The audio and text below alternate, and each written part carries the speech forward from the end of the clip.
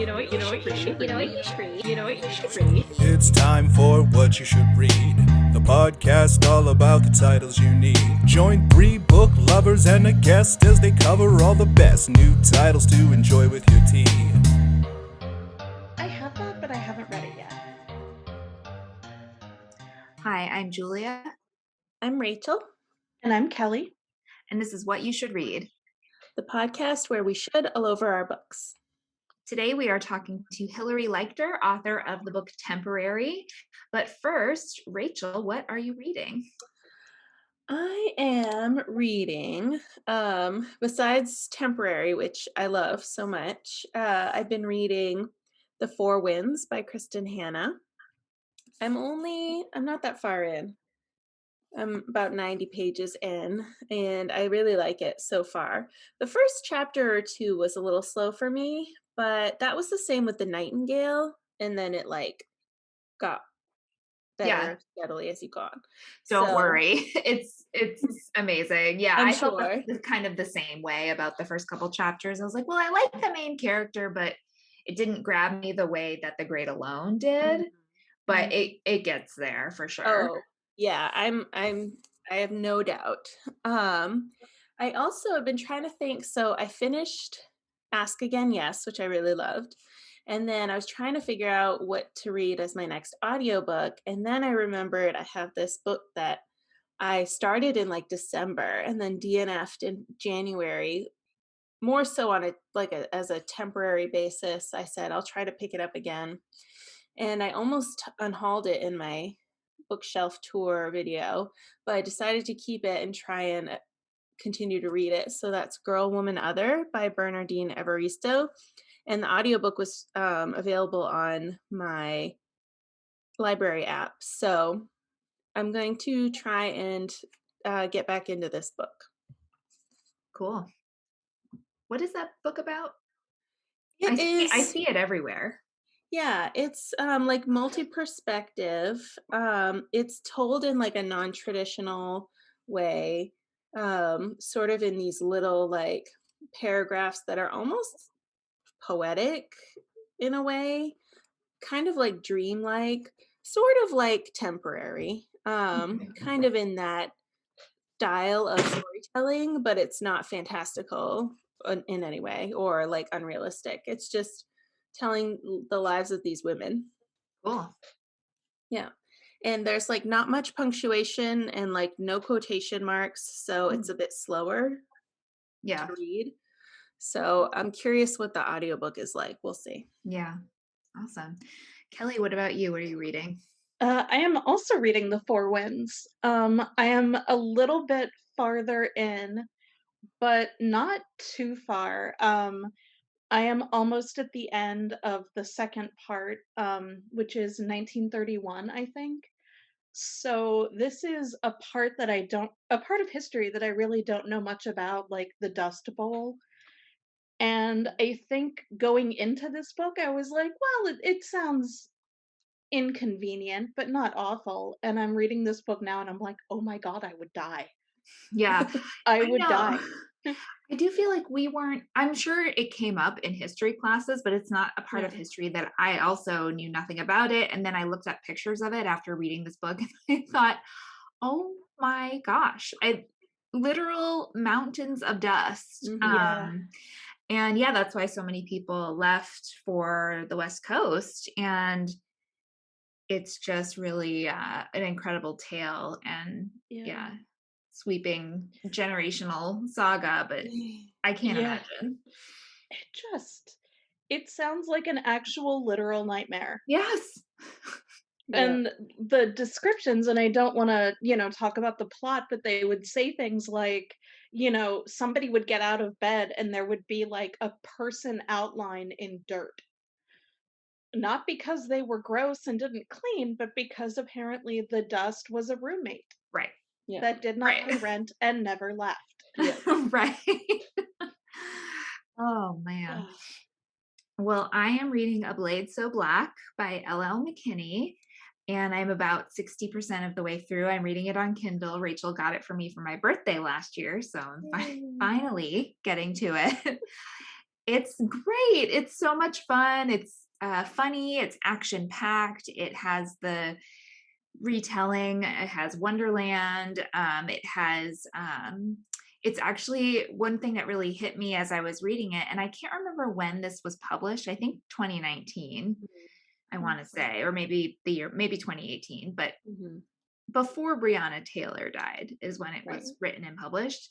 There is, and this is not central to the plot, but there's this backdrop of what's happening in Atlanta, which is where Alice, the main character, lives, of police brutality. And there recently in the story, a young girl, her age, like 16 or 17, named Breon, is Mm.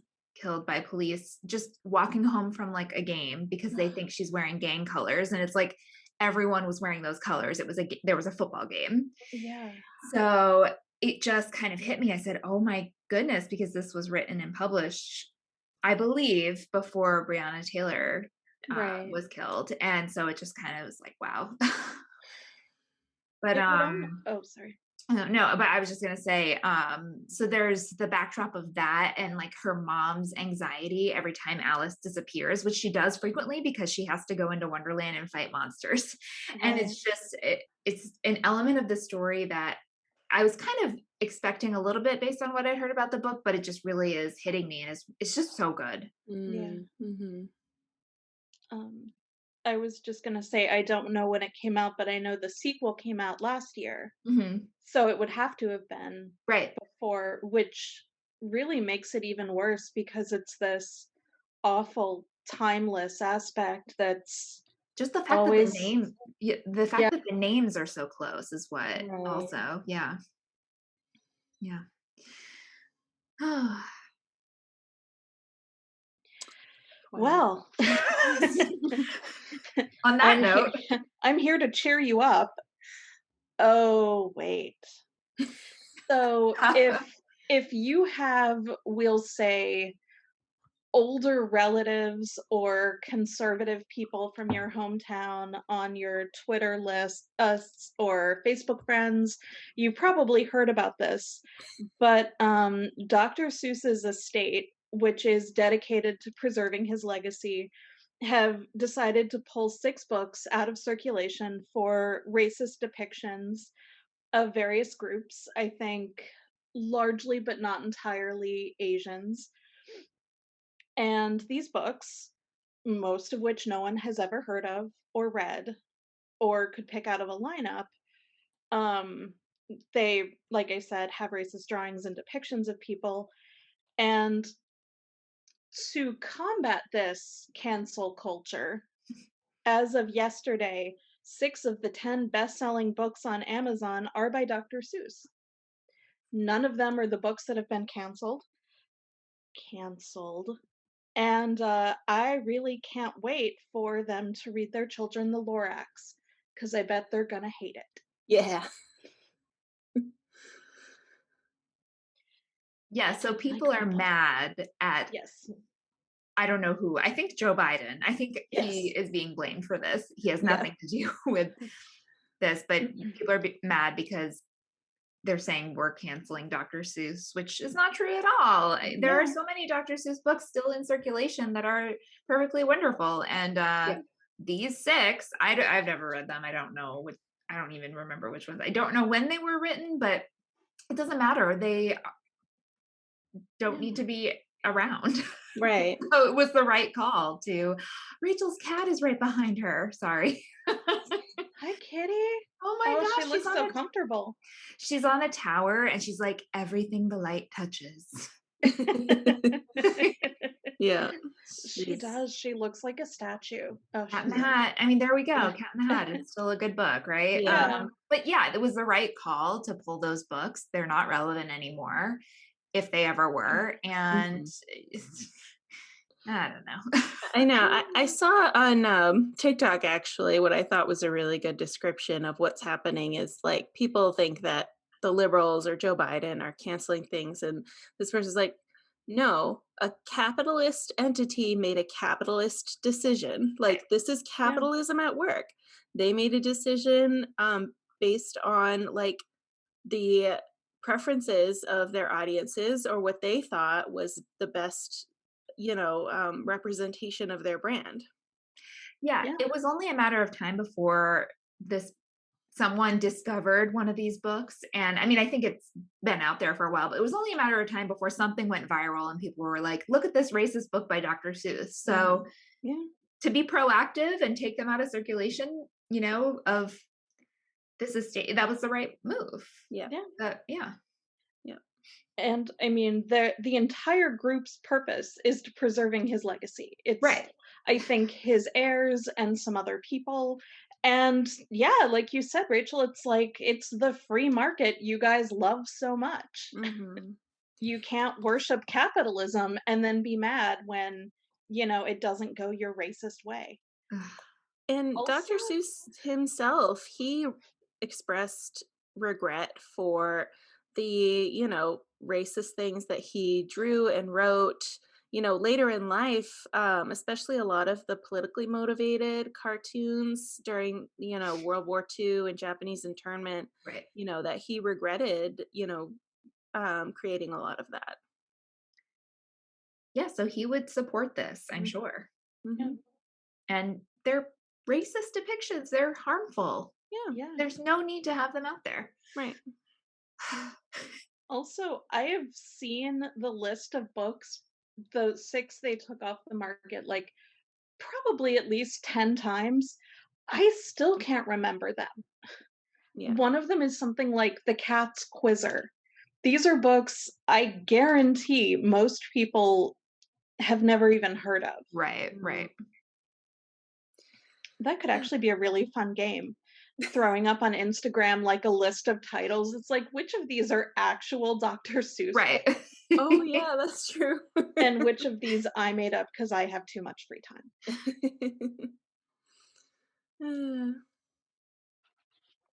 Right. Should we move on to? Yeah. Okay. It's going to take a while. So Yeah, I know. we do recent acquisitions today. I mean, same. Yeah. So, okay, our next segment is recent acquisitions, where we review all of the books that we have recently purchased or borrowed or attained in some way. So, Julia, why don't you start us off? Okay. So I'll start with books that I have on my digital reader. So Kelly texted me the other day, I think texted our group thread and said, this book is on sale. And it's called The Versions of Us by Laura Barnett. I had never heard of this book, but all I had to see was that it was Sliding Doors-esque. And I bought it immediately. I mean, I text things on purpose. Right. It's always like, hey, I bet one or both of you will like these. Right. So yeah, I've never heard of it before. I don't know much about it other than there are 3 different timelines for this couple. It looks like a romance or contemporary romance. So Cool. Great. And then I was approved for an e-arc of God Spare the Girls, which Anna North recommended when we interviewed her last week. So this is God Spare the Girls by Kelsey McKinney, and it's the one about the family that is head of this mega church in the South, in Texas, I think. And so and when she talked about it, I was immediately intrigued. So I'm excited that I got approved for it. Thank you to NetGalley. So I'm excited to read it and review it. Nice. And I also purchased The Duke and I on audiobook, the Julia Quinn book that the Bridgerton series is based on. So I'm also reading that. I'm listening to that now. It's a really fun audiobook. And then I also, for some reason, went on a little bit of a book buying spree. I think I had put myself unintentionally on a sort of book buying ban in February. I didn't buy a ton of books. I bought a few, but nothing like normal.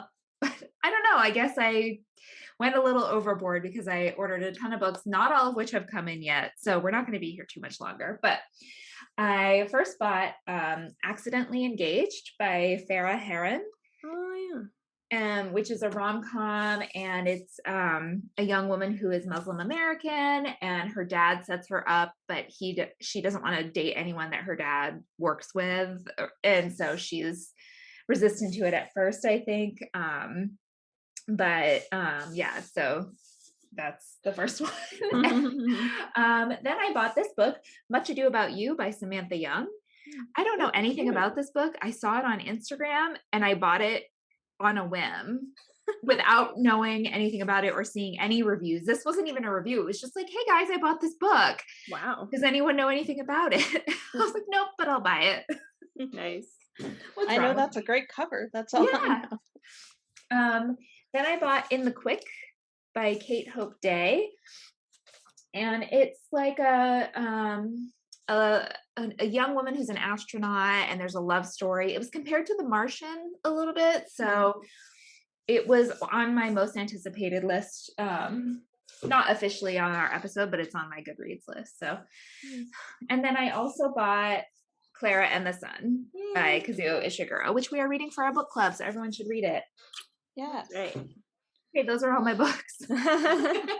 All right, Kelly, you're up. Try to beat that. Oh, well, I really appreciate your lack of faith in me. And what I called on Tuesday, Very Expensive Tuesday. There were so many good books released last Tuesday. Yes. I think we're getting into the like prime publishing season. So watch out, everyone. Yes. I also got Accidentally Engaged and Clara and the Sun, both of which came out on Tuesday. I also got the new Stephen King Later, which Michael Corda discussed. I've already read it and I loved it. I got Float Plan by Trish Dollar. She's one of my favorite YA authors, and this is her adult debut. I also read that and loved it.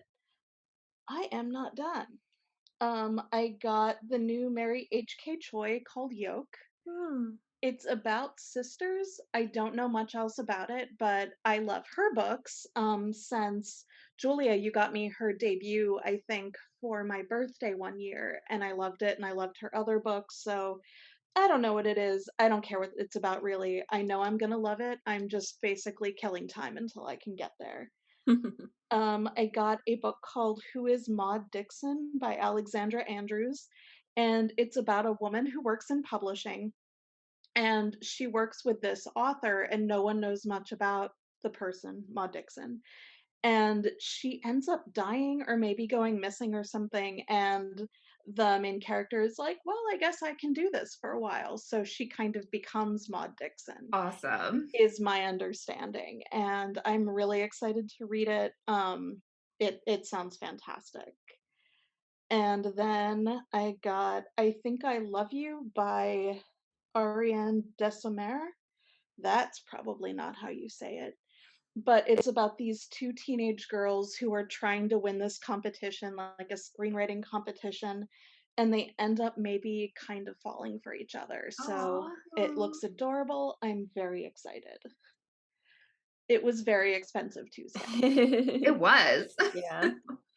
And I'm nervous for this Tuesday because I don't have much, but The Windsor Knot comes out, and that is a novel.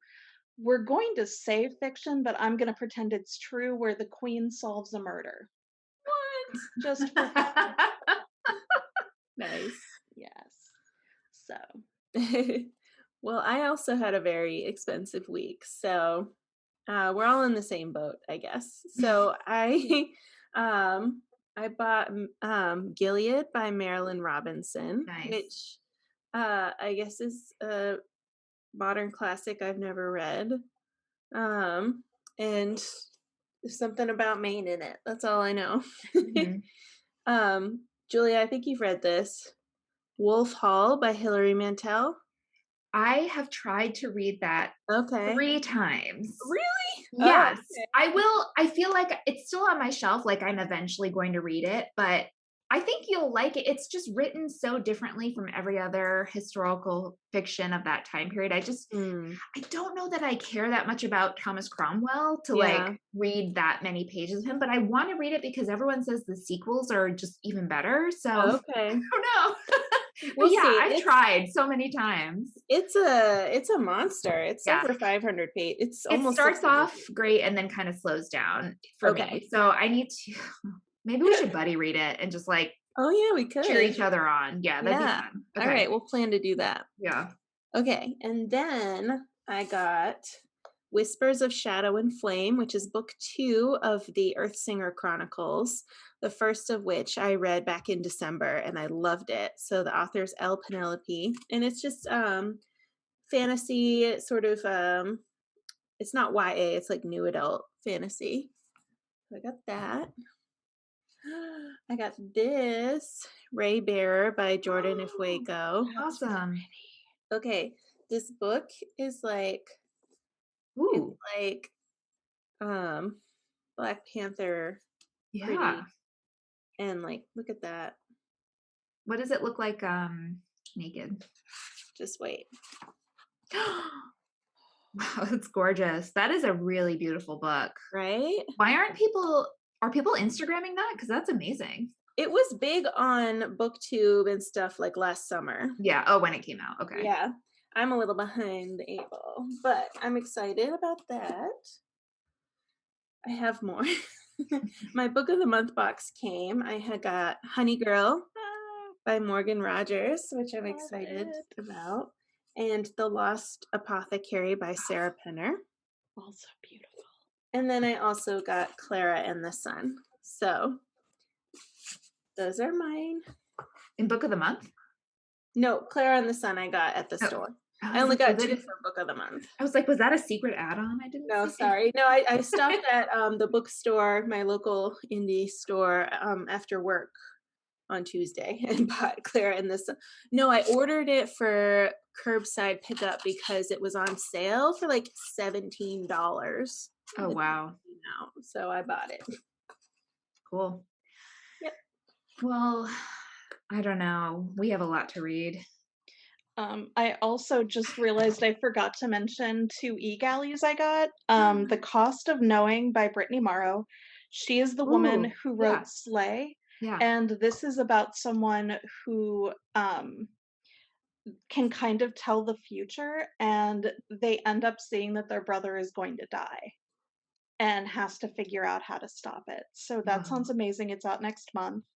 And I got an e-galley of That Summer by Jennifer Weiner, which I'm going to be starting very, very soon because I'm very excited. I'm so jealous. It's on NetGalley. I mean, I'm You gonna both should buy it request either it. way, but I would love to. Yeah. That should be our book club pick in June. I agree. Yeah, that'll be because it was our first episode to read Big Summer. Yeah. It'll be like an anniversary thing. Yeah, so that'll be fun. about a year. Yeah. Aww.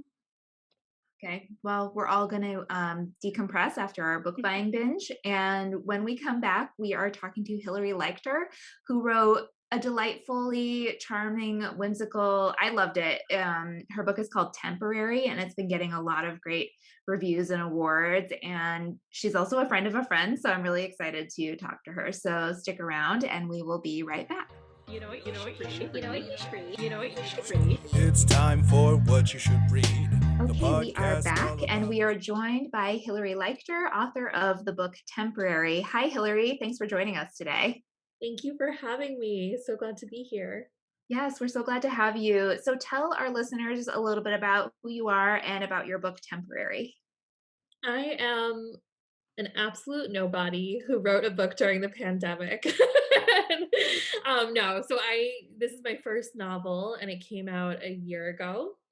And Temporary is the story of an unnamed temp who, in the world of the book, gets assigned totally normal jobs, but jobs that would be not so normal to us. So she works as a pirate and she works for an assassin and she's even hired as a mother.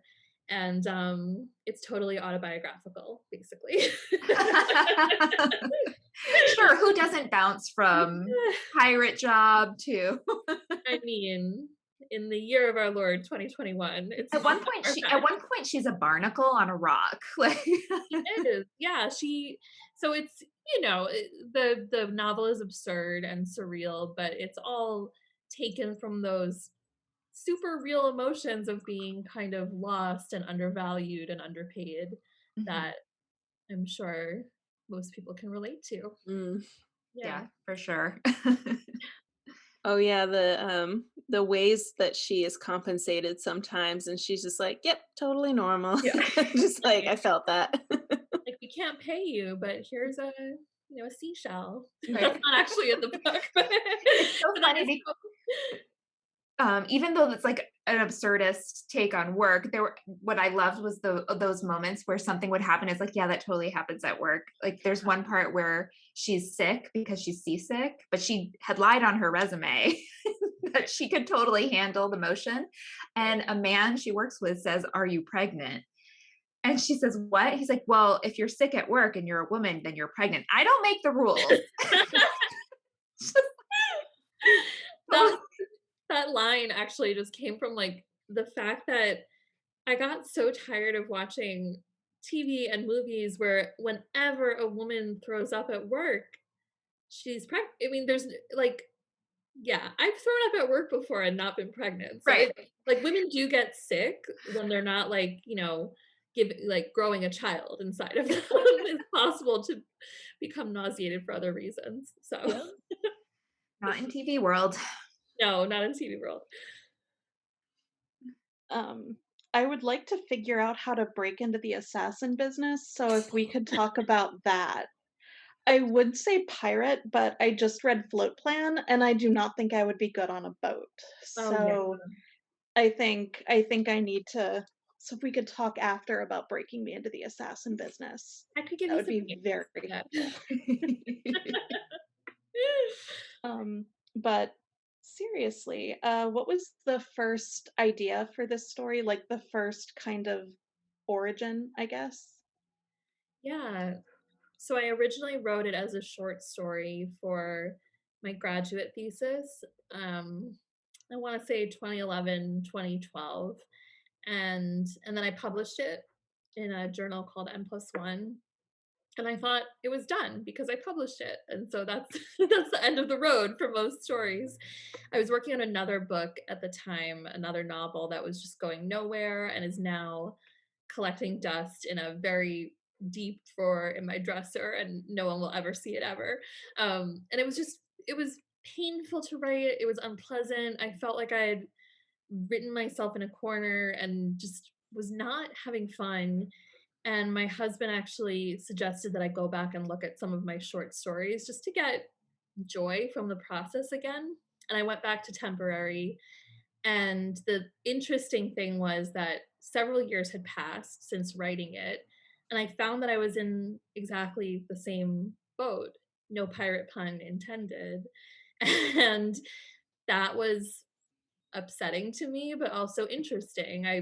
I felt differently about the things I was writing because it didn't feel as cute anymore to be running around the city between 10 different jobs. Um, Whereas it felt sort of exciting when I was 24, 25. I felt tired. And so I thought, I think there's something more here to talk about. And I just started playing with it again. And no one knew that I was working on it. There was no deadline. There was no one to impress. And I kind of didn't even have to impress myself. And so I just let myself have fun. And I do think that comes across in the book that it was just me alone at my desk, or I didn't have a desk, so in bed, hunched over my laptop, sort of just playing and allowing myself that freedom that only comes when you're alone with your work and not really doing it for publication or for someone else. And after about a month, I had a finished draft. So it worked for me. And the book I'm working on now is not going to be finished in a month, but but for that project, for whatever reason, that kind of breathless energy became the voice of the character and the voice of the world of the book. Wow. Yeah. It definitely shows how much fun you were having writing it, for sure. Mhm. Yeah.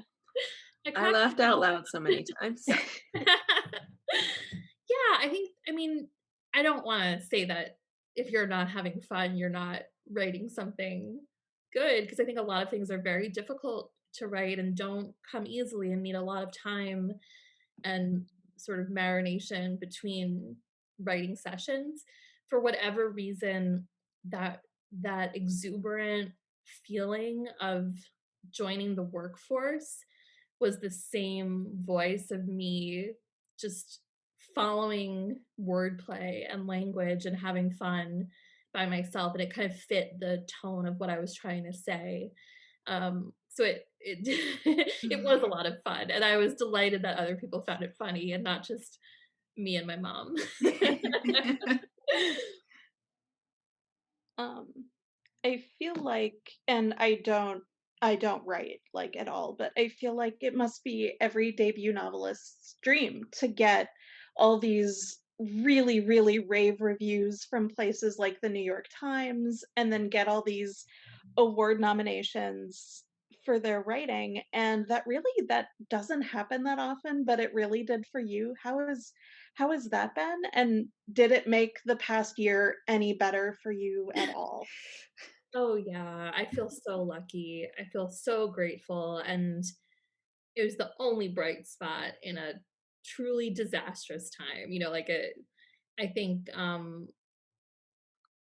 my book came out on March 3rd, 2020, and then the Wow. book launch was supposed to be on March 13th, Mm, and a Friday, and when I yeah. scheduled it, I was like, "Oh, Friday the 13th, that's so baller, like, that's gonna be great." Lit Little did I know that Friday the 13th sometimes are bad luck, and that was the day that New York shut down, Yeah. and Wow. so I did not have a book launch, and so in that moment, I was kind of like, "Oh, this is terrible. This is, everything I've been working for basically my whole life, and it's just gonna disappear." Luckily, I think it happened. Well, not luckily, but it happened to everyone at the same time. And so what ended up coming from it was this real camaraderie and sense of community. And it was disappointing to not do events at first, but then it became this mess that we were all in together, and I got to meet so Mhm. many other debut novelists and commiserate over what a shit show it was. Um, and it Is was there like a text thread of March 2020, people who oh, had books come out in March yeah. 2020 to like support? Yeah, I mean, like several text threads, Yeah. absolutely, and email chains, and I mean, it was just I thought there was gonna be I was worried about a blizzard, and Right. little did I Right. know. And so then, obviously things became very clearly dire, and I just felt lucky to have a book at all. My dream was to have a review in the New York Times. I never thought that that would happen, let alone from, I think, one of the best critics in the country working today. And I was just, when you write something, you kind of never believe that anyone else is going to read it. I can't explain why. It doesn't make sense because obviously you're sending it out to be published, but then people read it who you don't know. And I still can't believe that you read it. It's this weird dissonance where I don't actually think that it exists outside of my head, but it does. And other people own it and come to it differently and add their own experiences to their reading of it. And so, anyway, this is like the very long winded answer to your really good question, but I just feel really lucky. And I don't know that there is another way to feel. Yeah. Yeah. It's been a time. It's been a lot of fun. It's definitely exciting. And yeah, I mean, I think we'll look back on publishing in general during this time, and I don't know what will we will learn ultimately from it, but it definitely seems like it will have changed the industry in some ways. And I think for the better. I think that overall, people are reading more because they have Yeah. more time, which is great. So yeah, it is really exciting. To me, your writing was just it was so funny, and I found it almost whimsical. And I don't know, something about it when I was reading your book, I kept thinking about Terry Pratchett and the way that he would write these worlds that were so, you know, just absurd, but also a character would then say like a very modern turn of phrase, and that dichotomy I found in your book as well. And so I love his books, and as I was reading your book, I kept going back to that in my head and just being delighted in the same way. So I was just curious if what authors inspire you, and who you read a lot. That's a huge compliment. I haven't actually read a lot of Terry Pratchett, but still, what I have read, that means a lot to me to hear. Um, my my influences. This is such an interesting question because I always feel like what I'm tempted to say doesn't make any sense with the type of work that I write. Like right now, I just love big 400-page realist novels, and I wrote the opposite of that. And but I think that's a good lesson in that for any kind of art, in that you should just consume everything and you're gonna spit out something that is totally you, no matter what. Mhm. Mhm. But coming to this book, um, I mean, I loved Ray Bradbury when I was a kid. I still do. For the reasons that you were mentioning about Terry Pratchett, I just loved the kind of matter of factness of the world building in his Mhm. stories and in his novels, and how there isn't really explanation. You're just dumped into this Right. new circumstance and you have to figure out how to survive. And I've always loved that. And I really respond to surreal and fabulous writers like Donald Barthelme and Helen Oyeyemi and Kelly Link, in terms of contemporary writers. I love Kelly Link. Yeah. He's great. Yeah. Yeah, I mean, a book that I read last year that just blew my mind. I mean, it wasn't something I read before writing temporary, but was Friday Black. I don't know if you've read it, and it's interesting because it's a surreal kind of short story collection take on capitalism and race in America. And I just find it interesting reading these surreal takes on America right now because minute by minute and inch by inch, they just become less and less surreal. And especially with my book, I I think that when I wrote it, I thought it was so out there, and now it just feels like, yeah, that could happen. Mm. That's not that far fetched, and That's that's funny. exciting. Yeah. Yeah, it's scary, but I mean, it's interesting how close our imagination lives to reality. Even if we feel like we're so far out, we're actually just around the corner from things that are happening every day. Mm. Right. I mean, how many times have we said, you can't make this stuff up, with things that have happened, especially Exactly, for the past exactly. year. Yeah. One thing that comes up over and over in the book is there's nothing more personal than doing a job. Mhm. And that struck me because I do feel like our work and what we do it is very personal, but it also sometimes feels like it's our identifier, the way we identify and who we are, and almost subconsciously. I mean, it's the first thing you ask someone when you meet them, so it does almost feel like subconsciously we feel like we are our jobs, or we are what we do. Is that something that you were thinking about when writing? Oh, absolutely.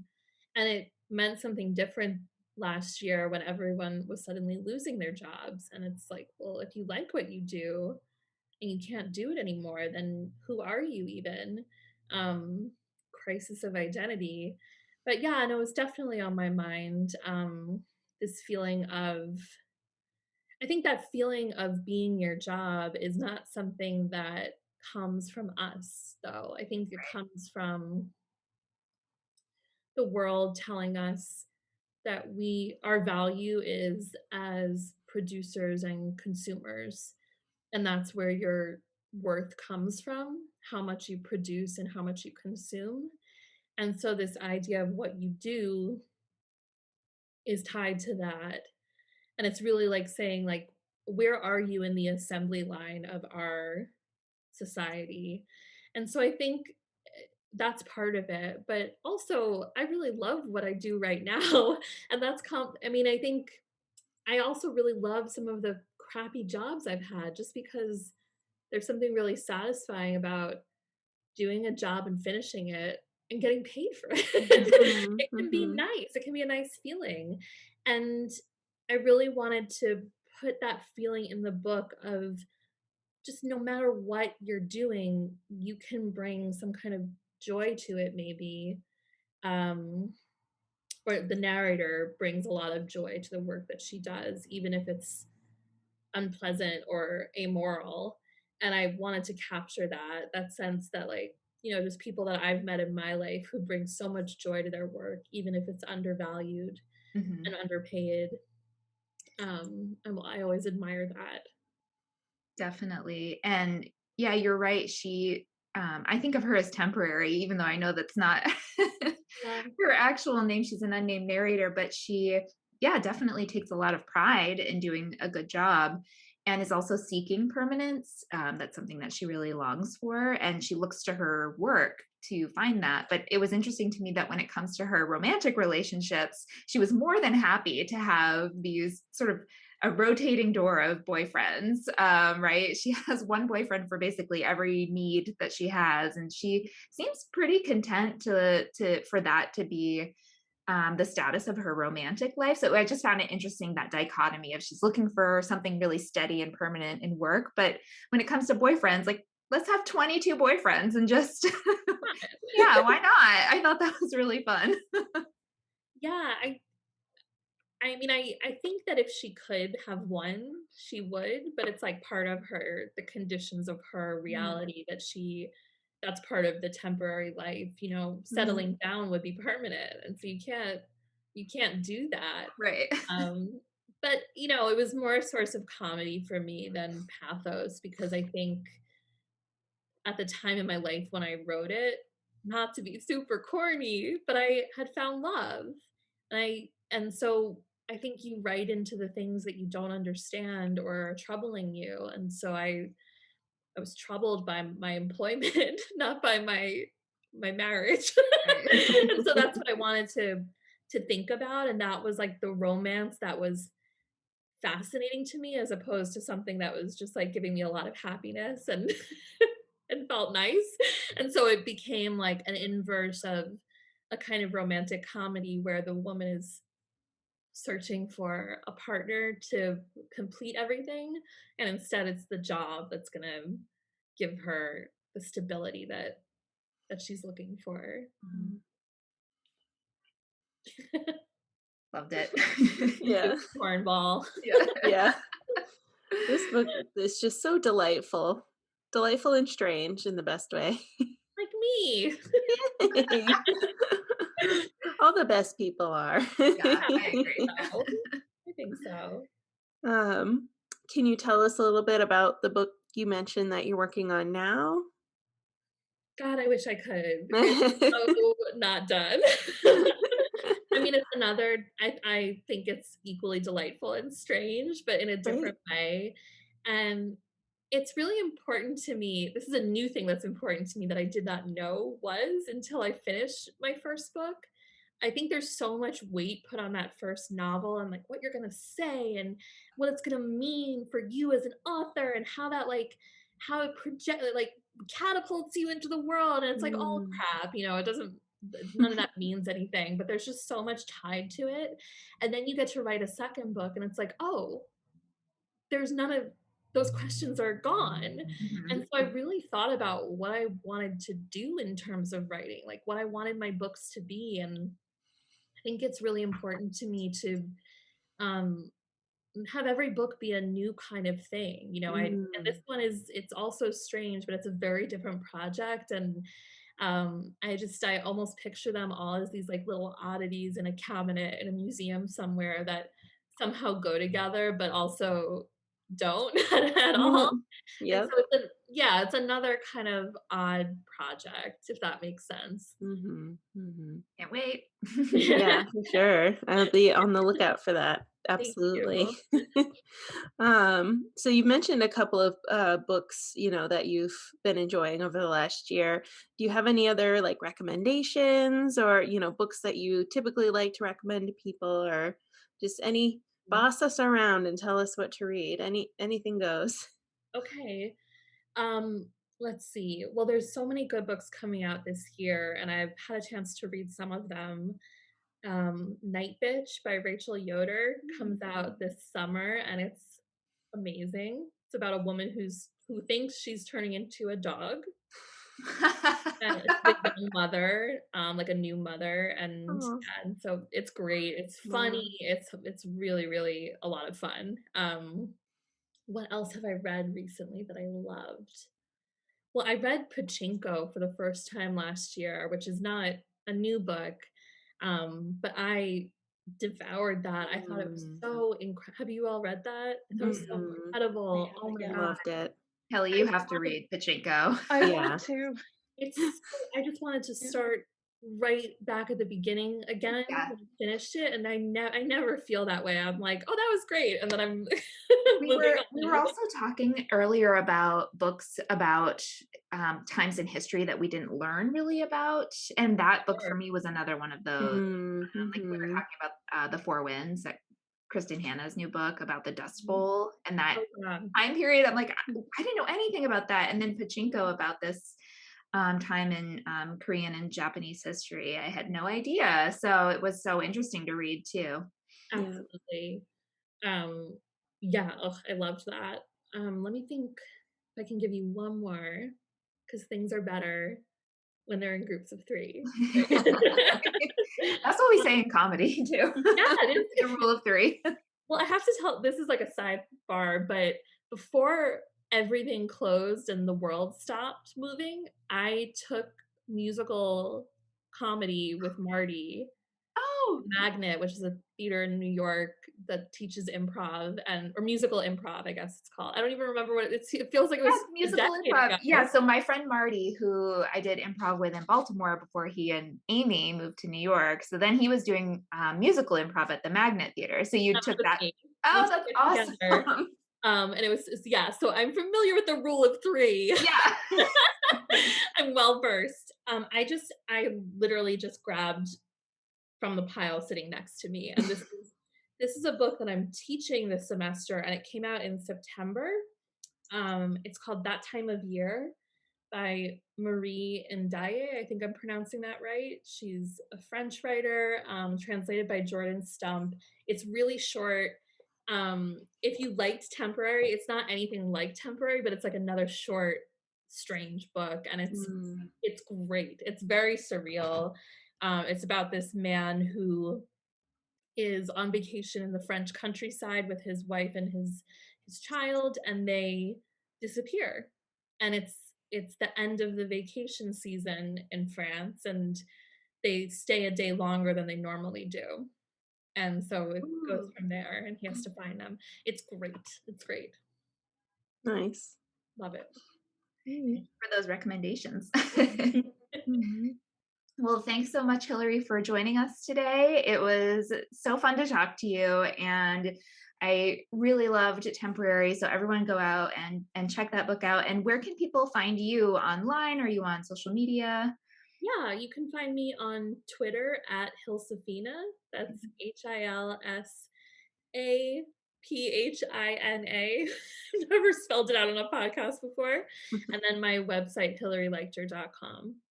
Great. Great. Uh, thank you so much for having me. This was so much fun. It was. Absolutely. Yep. Bye. Bye. So that's our show. Thanks again to Hilary Leichter for coming on. We all love Temporary, and we may be trying to figure out a way to break into her apartment to get that manuscript that's hidden. Don't worry about it. Don't even think about it. It's fine. If you need a distraction from our impending burglary, you can get your first book of the month club for $9.99 with the promo code What You Should Read, all one word. Yes, and be sure to follow us on social media. We are WYSR_podcast on Instagram and on Twitter. You can email us at whatyoushouldreadpodcast@gmail.com. You can find us on Goodreads. I promise I'll update our Goodreads shelves soon. I've been behind on it, but be sure to check us out there and follow us. Be our Goodreads friend. And now you know what you should read. You're welcome. It's time for What You Should Read, the podcast all about the titles you need. Join 3 book lovers and a guest as they cover all the best new titles to enjoy with your tea.